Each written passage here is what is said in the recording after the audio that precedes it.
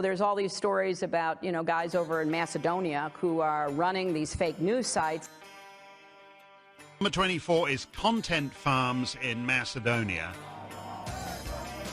Бидејќи ако се направи грешка, таа ќе биде кобна. Нема враќање назад. So Europe need to remain more sexy lady in the world. Ajde, majkata! Господа ја чува Македонија и низините граѓани. Comrades! With that greeting, the little-known Dimitar Kovacevsky became the next leader of the Citizen Party in Macedonia. Before 1991, the League of Communists of Macedonia, which at least publicly shed its love of Marx and Lenin, but just can't seem to drop that Comrades part of communist ideology. Witness his greeting of, quote, Comrades! Today, Citizen won and we taught another lesson in democracy, unquote. Kovacevsky, plucked from relative obscurity by outgoing Prime Minister Zoran Zaev to be the new Citizen Party leader, beat out two opponents, one of them representing the Radmila Shekarinska wing of the party. The next question is, when will Kovacevsky become the actual Prime Minister? There are still plenty of Byzantine machinations going on in the buyers and sellers market that is also known as the Macedonian Parliament. On the other side of the political spectrum, Hristijan Mickoski of VMRO-DPMNE was overwhelmingly re-elected to another term as leader of Macedonia's largest political party. For him, his message was, in part, quote, we want to hear the voice of the forgotten citizens who were left behind while the country is being plundered and led by lucrative motives of mediocrities, unquote. And, quote, I call you to join us, including the politically unaffiliated, the undetermined. Help us bring about change and create a new future with a new spirit of patriotism and shared responsibility, unquote. We'll discuss all of this and more on this episode of the Macedonian Content Farmers Podcast. I'm Jason Miko, coming to you from the foot of the Catalina Mountains in Oro Valley, Arizona. And this is Cvetin and Jason in Skopje in the People's Republic of Macedonia. It's been a while since we've been comrades. Yes, exactly. Well, or as you like to say, in Nordistan or other variations Nordonia, of that. Yeah. Nordonia, yes. Not to forget, of course, that there actually is a Nordonia in Ohio. So careful, you might get sued. Actually, no, yeah, listen, there is a township, I think in Ohio, called Macedonia, and the high school there is called Nordonia. So we have... Oh, that's right. Yeah, that's an incredible coincidence. That's fantastic. The actual name of our country and the slur we now use for the country. Well, to all thinking people, all rational people, all logical people, all patriotic people, it is simply, only, beautifully, elegantly Macedonia. So that's the way it should be. So in Macedonia this past weekend, today is Monday. We're recording this on Monday, December 13, 2021. This is episode 129 of the Macedonian Content Farmers Podcast. I mentioned that the two parties, the largest party, VMRO-DPMNE, and the smaller party, the progressive, the leftist, the liberal citizen, before 1991, the League of Communists of Macedonia, had elections for new party leaders. Of course, Zoran Zaev stepped down finally as leader of the party and installed a puppet. So what do we know? Let's start there. What do we know about this little-known, what's his actual title? He's in the Ministry of Finance, I believe. Yeah, he was deputy finance minister, still is. Nobody knew about the guy, completely unknown. And Zaev just plucked him out of the blue. Maybe even, maybe this was his best requirement for the job because, considering the known quantities in Zaev's government, the people who are known, his ministers, and what they are known about, like taking kickbacks for vaccines and then building a flammable COVID hospital or abusing the police to persecute political opponents or, just direct corruption, direct graft. Maybe it's a good thing for them, for the party, that this guy, Dimitar Kovacevsky, is absolutely unknown in the party. But listen, this is a monumental change. It doesn't feel like it still. So Zaev is out after 12 years of leading the party. He led it for a couple of years even before he was formally leader while Crvenkovski was president. But after 12 years uninterrupted running the party with the colored revolution, with all the damage he did to the country, all the disturbances he caused, he's now out as SDSM leader. And I mean, on one hand, still don't feel this has changed because we feel that he is installing this person, this new guy, and is planning on running the party through proxy. But on the other, he actually looks like he's anxious to leave and get out, probably even get out of the country. He's been trying to resign since 2020. So it could be a big deal. It could be nothing. We could have this person running the party as a proxy and then possibly being installed to the government. But we could really see Zaev out and replaced by what at first hand appears to be maybe a consensus candidate between Zaev and Crvenkovski. Mm-hmm. This was the big rift in the party when Zaev began to adopt this complete appeasement position on Bulgaria, like we're going to accept everything you guys do. And Crvenkovski declared that he'll have nothing to do with the party while Zaev is running it. So this guy could be like a consensus candidate to bring these two wings of the party together and maybe try to endure for a while longer in government. Or it could be like a complete collapse. They're losing their grip on they're losing popular support to VMRO. They lost the local elections. And maybe they're just assigning a fall guy who will lose the next elections, and then they will see what they do. Maybe just nobody wanted the position. I mean, that's also a possibility in this, because they still have a huge concession to make to Bulgaria in the coming months, or they fail on their signal policy to get Macedonia in the EU. So they either abandon everything they were doing, except for the stealing, everything they were doing besides the stealing, which was to get us to the EU, or they signed this a deal that will obviously going to be horrific to the concept of Macedonian national identity. So maybe nobody wants it. I mean, that's also possible. Interesting, and interesting that you bring up the thought that perhaps he's a reconciliation candidate between Crvenkovski and the Zaev wing, but then you've got the Radmila Shekarinska wing. Where does that wing fit in with all these machinations? Well, she beat Zaev to resign from the party as deputy leader when Zaev was elected leader, just like, what was it, in March? It was less than a year ago when he was elected as party leader by a huge, overwhelming support from all party members. And Shekarinska withdrew at this Congress.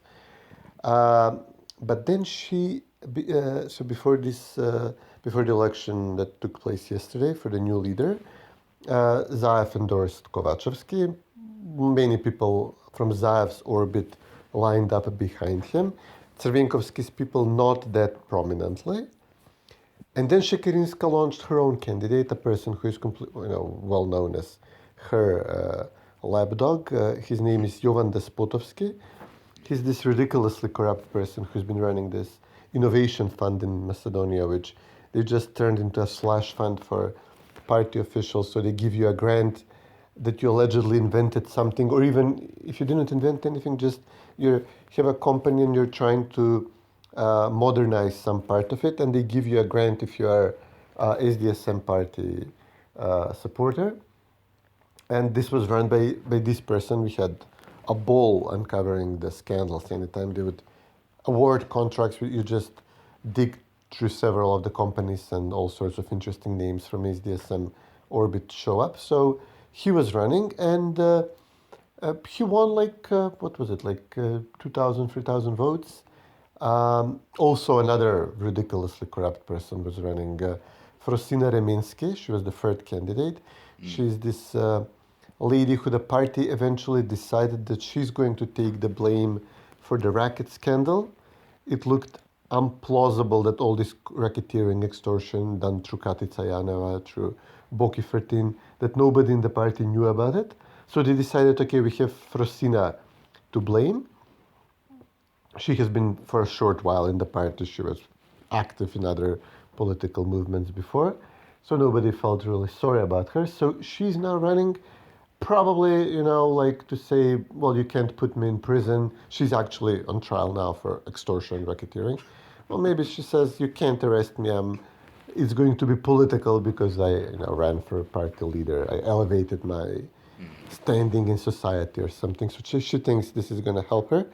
So those two both won like 3,000 votes, and Kovacevsky won nearly 40,000 votes. So overwhelming majority, but still way less than what was won by Zaev, who won like 60,000 votes in March.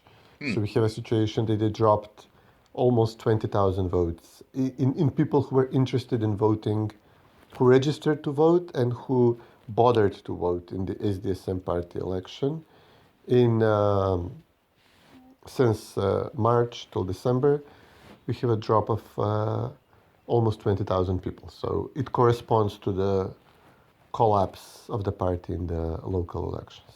That's significant. That as you mentioned, these 20,000 or so that voted in March in the party for party leadership, and then between March and now have decided it's just not worth it anymore, and either decided not to vote. Maybe they left the party. Maybe like several other well-known party activists, they ripped up their citizen membership cards. Who knows? But yeah, it all points to the fact that the party is losing ground, not just with the public, but within the party, which I think is the significant story here. Yep. Before we touch on VMRO, let's stick with this, because you mentioned the new leader is when he becomes prime minister in the next couple of weeks or months. He becomes. Yeah, if he becomes, right. Still expected to give concessions to Bulgaria. Of course, tomorrow is the EU confab, where the European Council, I believe, meeting that takes place tomorrow on the 14th, where of course the decisions have already been written, and Macedonia will not begin accession talks. Yep. Of course, Albania is tied to Macedonia, and so they'll be held behind as well. And of course, as you mentioned, all this has to do with Bulgaria, even though they've got basically a new government. Elected today. Elected today. Okay. All right. Yep. Well, congratulations. Just elected it, yes. Congratulations to the new Bulgarian government. The prime minister there is Kirill Petkov, I believe. Yeah. So he is seen as more moderate, but yet his supporter, his coalition partners in government obviously are not so moderate. I think I saw somewhere where he mentioned, we need to spend the next 6 months talking and meeting and talking about things other than history, which is all true. Let's talk about business and other things. Good. But at the end of the day, his partners are going to demand that the Bulgarian position is still that Macedonians are that the Macedonian language is a dialect of Bulgarian, that Macedonian history is really Bulgarian history before 1944, blah, blah, blah. And, I was thinking about this. So with NATO, it was a one-up, straight-up vote, one time. Obviously, with the EU, I can't pronounce the French acquis communautaire, or whatever it's called. Pretty good, I think. Okay, thank you. So 30-plus chapters of that, in which any EU member, as these chapters are open, this is a harmonization with EU law of the candidate country. Each one of those chapters is opened. All of the members can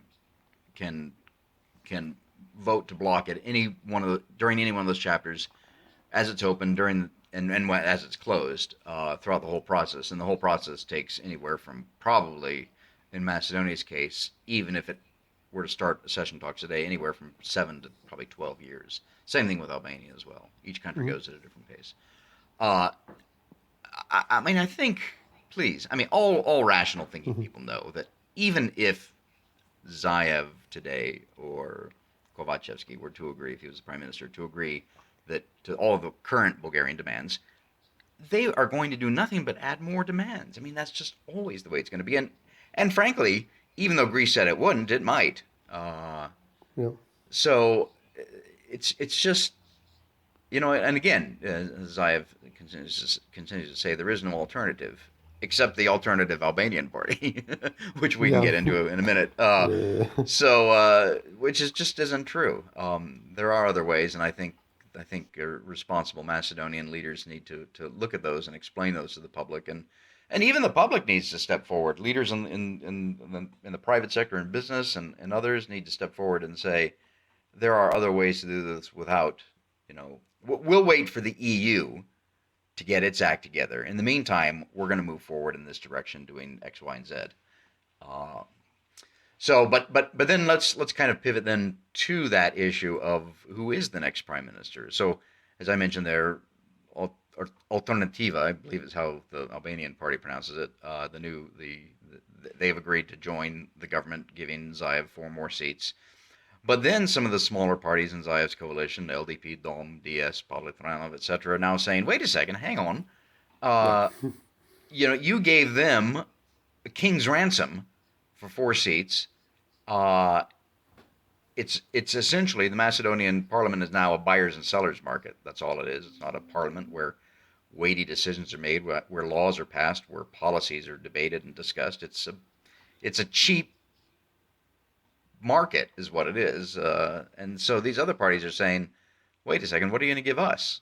So what are they asking for? Or do we know? So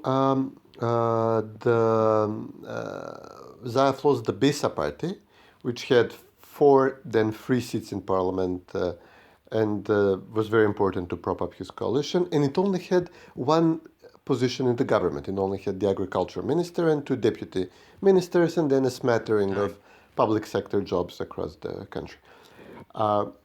So he was forced to find an alternative to this party. He found it in the party called Alternative, which he plucked from the opposition Albanian coalition. It was a partner with the Alliance of Albanians. It was allied with VMRO even in the local elections. It was going to vote for the vote of no confidence in Zaev, but once the vote of no confidence failed, when 1 member of parliament was apparently kidnapped, they said, okay, let's try to make a deal in the completely opposite direction. They get 3 government positions, including a crucial one, the healthcare ministry, which is loaded with cash at the moment, with all the COVID restrictions, all the extortion they can do, all the testing they can do. It's ridiculously corrupt at the moment, which we had many examples with Vinko Filipče, the healthcare minister.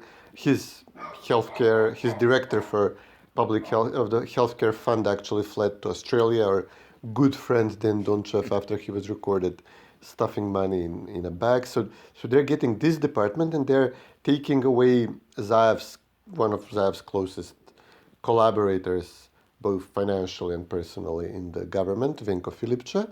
They're also getting the public administration minister, which is also a big one. It has a lot of influence in hiring of the public administration, which is a be-all, end-all for the Albanian parties. And they're going to have a made-up ministry for them, a ministry of diaspora. So you can imagine everybody else's. There are other groupings which are rival to SDSM in the parliament. So SDSM has only 32, 33 seats in parliament, and they have a dozen more in their coalition, in smaller coalition partners. So there's 3 groupings within his own coalition which have the same weight as Alternativa, as the alternative party, but one of them has a minister, nobody else has a minister. Only the Liberal Democrat Party also has a minister in the government. And they say, listen, we are now allied with the DOM party, we ran independently in the local elections, we got roughly the same number of votes as Alternative, we believe, won. So we only have the stupidest possible Ministry of Local Self-Governance and nothing else. And you give these guys healthcare and 2 other departments to boot.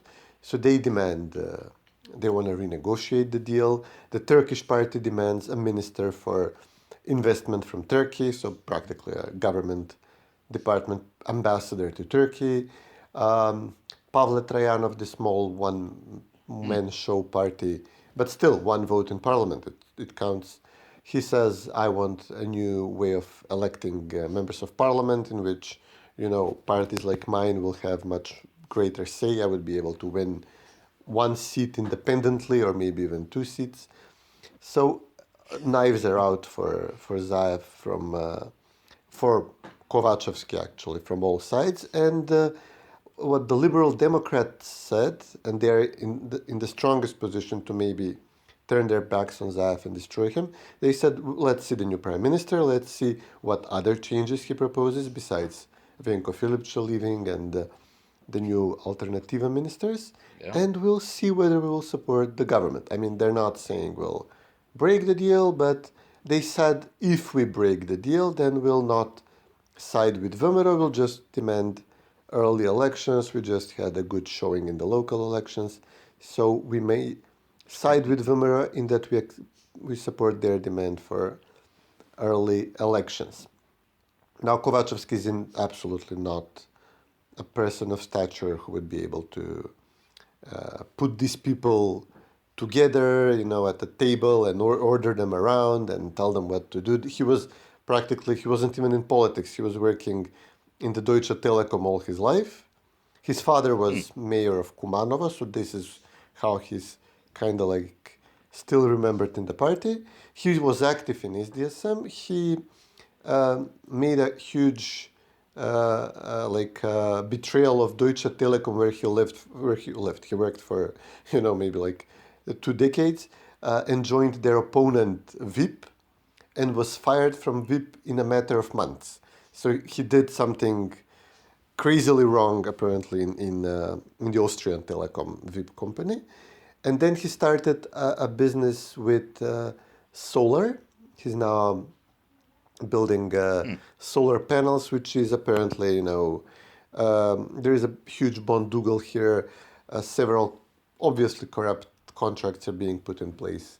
The government wants to give solar companies large plots of valuable land which could be used for farming, whereas we have so many hills which are much more better for solar because they're not good for anything else.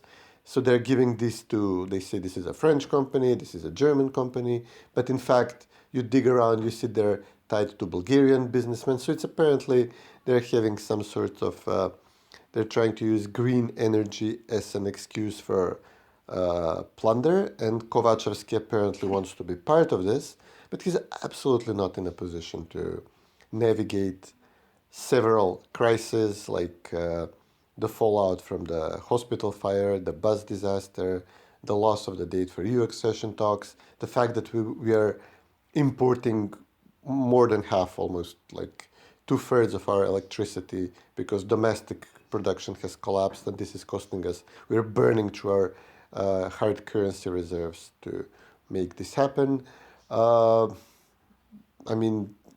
Disasters on all sides.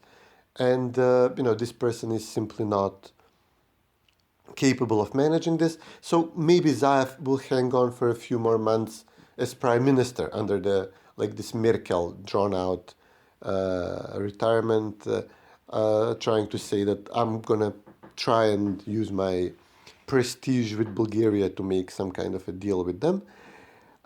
And try to solidify the things around Kovacevsky before he leaves him the government. But it's a big mess.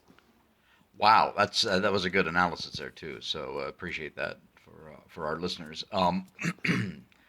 Where to take that? Let me see here. Well, looking at the timeline. So Alternative is not formally a part of government yet, correct? So they have to put it to a vote in parliament. I'm sorry? Yeah, they have to probably nominate Kovacevsky as prime minister, or not, or keep Zaev but nominate new ministers. They're going to have to figure that out. They need to figure this out quickly. Right. But then okay. put So it to Parliament. Let's go with Zaev staying, and then they've got to get these. The Parliament has to vote for these new ministries, etc. Yeah. When would that happen? Again, this is December 13, Monday. We're getting close to. Well, there's the 25th, which is the Protestant Catholic Christmas, and then New Year's, and then Orthodox Christmas. So during that time, things just really slow down in general. Yeah. What is the timeline that we're looking at here? We have no idea. We're still, like as I said at the start, it was a monumental change yesterday, but we still don't feel it because we kind of not sure that Zaev will actually go ahead with this and actually leave. So if he, a relatively minor thing like adding a few ministers could be done even over New Year's. A major thing that would be Zaev resigns, they have to turn to Stevo Pendarovsky.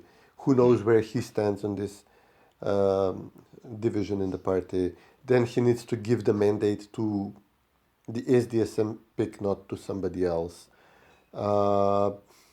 That's a big deal. That's a lot of moving parts. So I think that this would happen later in a matter of months, and Zaev will try to hang on. And if he, and then, we have to see how the energy situation and the EU situation develops.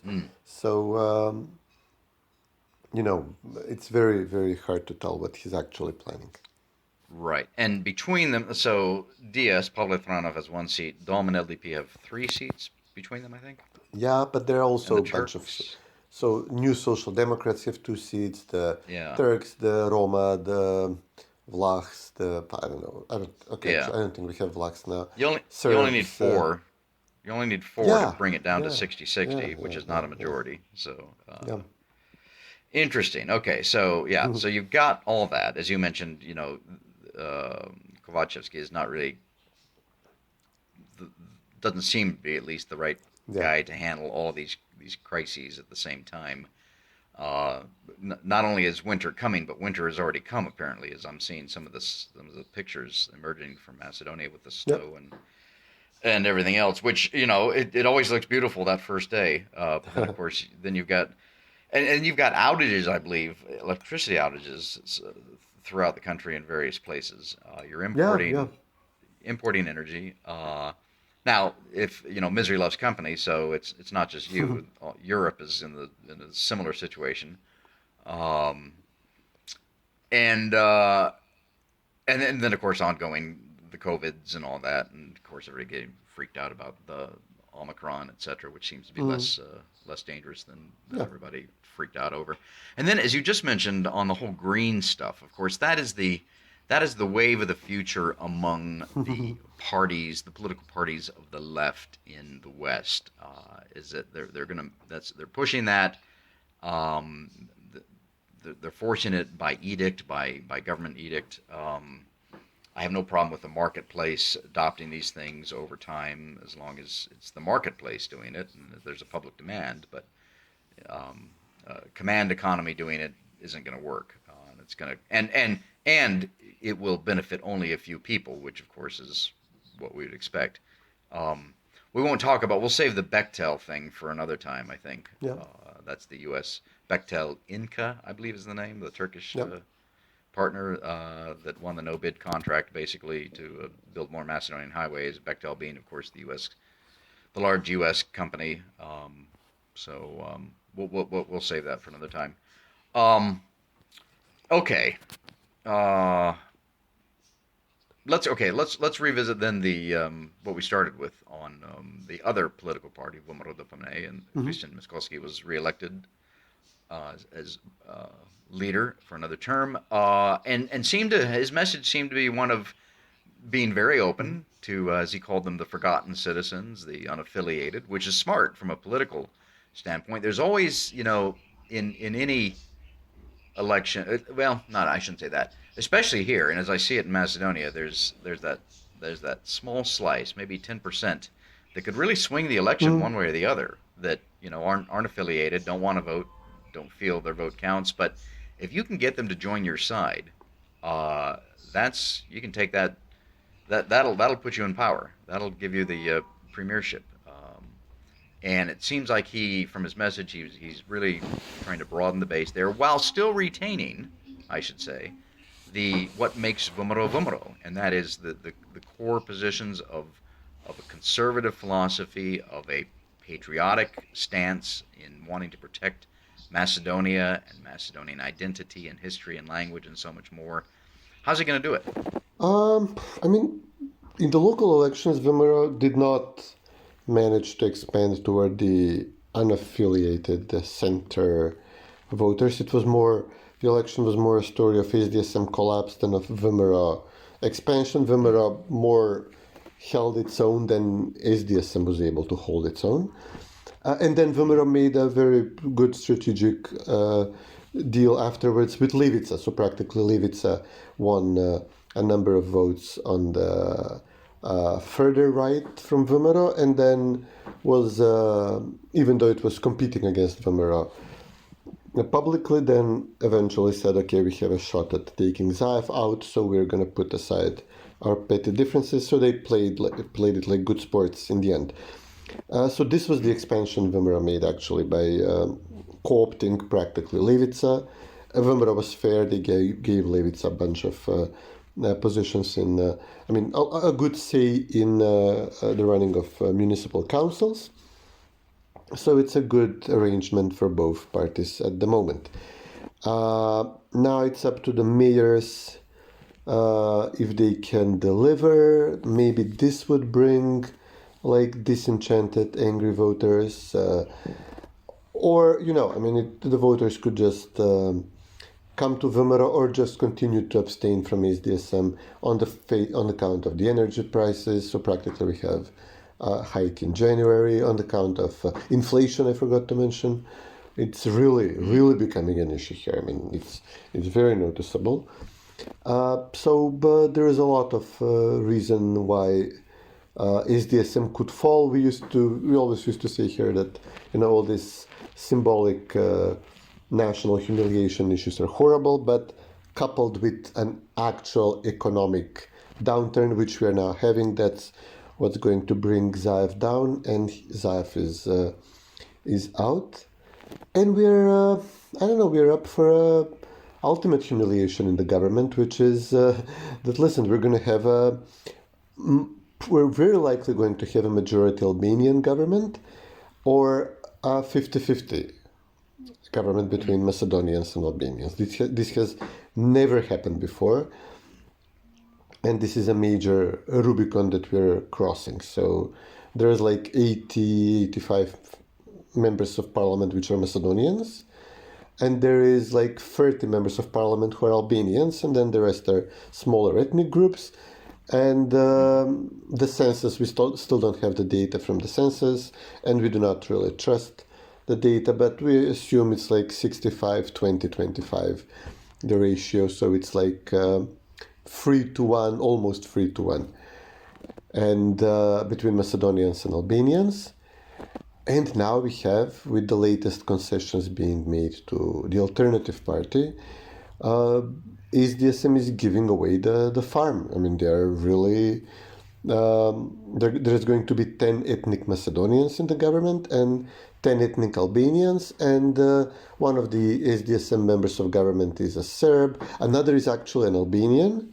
So, SDSM is contributing to this balance in the votes, in the seats in the government. But for the first time ever, there's the big three departments which you never give to Albanians, or almost never. Only once we had one of them given to Albanians. So this is the finance, it's interior and foreign affairs. So only once we had an Albanian as finance minister before. Zaev now gave away two of them. Both finance and foreign affairs are held by Albanians, and this has huge ramifications in our international standing in terms of, faster, more active giving away of Macedonian national identity to neighboring countries. And the finance ministry obviously hires, it's actually the more important ministry in public sector hiring. So this means massive hiring of Albanians in the public administration on non-merit grounds. So there is also a deputy prime minister, who is an Albanian, Artan Grubi, who has the position of practically veto power over Zaev. And Zaev giving away healthcare to the alternative to an Albanian minister. They are taking the public administration from DUI. So this is an Albanian party giving another Albanian party one department. But then DUI is being compensated by the agriculture minister. So this is like a net, like two Albanians added to the government, which already had an oversized representation of Albanians before. So they're coming at parity. This was a big scandal when it was announced, and adds to the feeling that we are losing our country, that we're losing the Macedonian country. The majority of ethnic Macedonians in parliament are in the opposition. This is the VMRO group. Decisions are made over our heads on national identity issues, on strategic infrastructure, on financing, on public sector hiring, etc. And it's only getting worse, and it's accelerating. Mm-hmm. This is the big situation here. Yeah, you make some good points there, especially the fact that people are kind of woken up almost and said that this is really a humiliation if this actually happens. And I think that, our friends on the left that think that national issues, pride, patriotism, history, culture, identity, that they think that those don't really matter, or they push them down. Of course, our friends that believe that also believe that people are just economic animals, and that's all that they ever think about and vote on. And that is not true, because we're not. As human beings, we are primarily spiritual beings. There's an economic side to us, of course, as well. This is something that the late Senator Barry Goldwater wrote about in The Conscience of Conservative.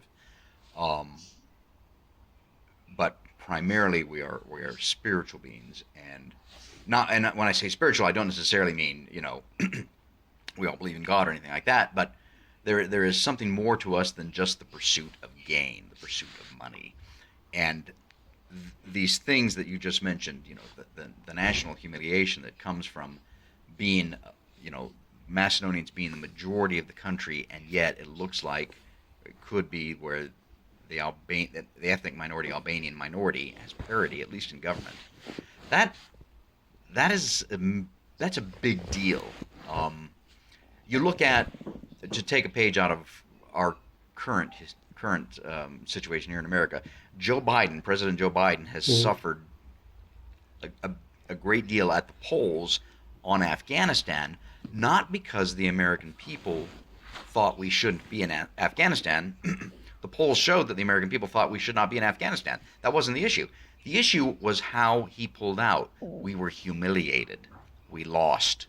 We gave everything. We fought for 20 years, blood and treasure, and then we gave it all over to the Taliban, who are now oppressing their people, who are oppressing women, who are oppressing minorities, gays, everybody else. And we just let it go, and we gave it to them, and we were humiliated, and we don't like that. And that's understandable. And Macedonians shouldn't like that. I just finished a book called The Purpose of the Past by Gordon S. Wood, American historian. And essentially what it is, it's a history of American history. And he goes and he reviews, he's done this over the past 20-some-odd years. He's reviewed other books of American history by other historians. And in doing so, he's put together this patchwork of this history of the history. And he looks at the purpose of looking at the past. And that theme runs throughout the book, the importance of heritage and memory and culture and how identity is created and maintained. And our friends on the left that discount this, that ignore it, that set it aside, do so at their own peril. And so I hope, trying to bring this all back to where we started this section of the podcast, talking about VMRO-DPMNE and their new position, I hope that is something that they will continue to focus on. I think they will, even as they reach out to the unaffiliated and the neglected and those that don't vote, because that is an essential part of a people, of a country, of a nation. Yeah, they need to understand that this is the path to dissolving the country. I mean, these appetites have been so increased on the Albanian side. They have undermined Macedonian national identity to such a point that, some people are looking for alternative identities, others are going to lash out by voting for more nationalist parties, and other neighbors are obviously joining in. This is the point of the Bulgarian veto, and Serbia is also looking into this keenly. Greece's official position during the name dispute was that they want to leave us out of the integration process, so we will dissolve and be divided between Albania and Serbia, or Albania and Bulgaria. So, I don't know. I mean, the people on the left really need to be blind not to see where this is going. Exactly. Well, let's switch. Let's pivot here, as they say, and let's bring back, Cvetin, our farmers' picks. Yeah. It's been a long time, too long, and as some listeners may have forgotten, or new listeners may not know, we in the past have ended the podcast with what we call our farmers' picks, which generally, not always, but generally is some good news coming from Macedonia, because everybody likes to hear good news, and there's plenty of good news coming out of Macedonia. As the quote that I like is from the 1973 film version of A Christmas Carol by Charles Dickens, but the name of the film is called Scrooge, and it's actually a musical. It's the only musical I like. But there's a scene in there where the ghost of Christmas Present tells Scrooge, "Ebenezer Scrooge, there are more good things in this life than you can possibly imagine." And that is absolutely true, and it's important to keep that thought as we see all of the problems around us. But the farmer's pick for this week is, I don't know who this is, S.P. Zarov, and it's a column on medium.com, where a lot of writers place things. And it's called Places in Macedonia That Should Have World Heritage Site Status. S.P. Zarov writes that the World Heritage Committee of the United Nations Educational, Scientific, and Cultural Organization, UNESCO, began inscribing locations as World Heritage Site at its first session in 1978. In 1979, Ohrid was inscribed on the list. Things were off to a great start for Macedonia. Unfortunately, the Macedonian Republic still has yet to see a second site join Ohrid on the list. While Ohrid is indeed probably the country's most significant location, there are several other places in Macedonia that are deserving of World Heritage Site status, whether for cultural reasons, natural reasons, or mixed. And then he says, here are my humble nominations. Very sweet. And he's got a whole list of here. So he's got the medieval monuments of Prilep. There's Marco's Tower.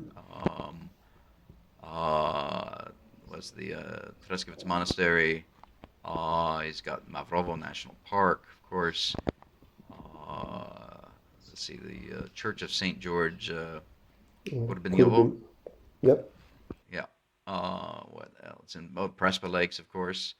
Matka Canyon. And just a whole bunch. Veljusha Monastery. Yep. And it's just it's a quick read, but it's got pictures and a beautiful description of each site, and it's a good reminder, I think, to Macedonians and others that of some of these amazing places in Macedonia that are worthy of our attention and visit and an opportunity to visit, and also as S.P. Zarov says, worthy of UNESCO status. Yep. So we'll put that on the show notes. And again, to rain on the parade, we're actually faced with the possibility that Ohrid will be stripped of this status because of the way we are treating it. But maybe good to add something else on the list in the meantime. Exactly. Well, and then that's a reminder then also that, you know, whatever it takes to make sure that Ohrid does not lose that status. Yep. Okay, so here's the challenge for our listeners. We're going to post this, and then I want you all to go through it and see how many of these places you have visited. So as I look through it in my nearly 27 years of being in and with Macedonia, there's, let's see here, I think maybe only 1 or 2 places I haven't been to. Seriously?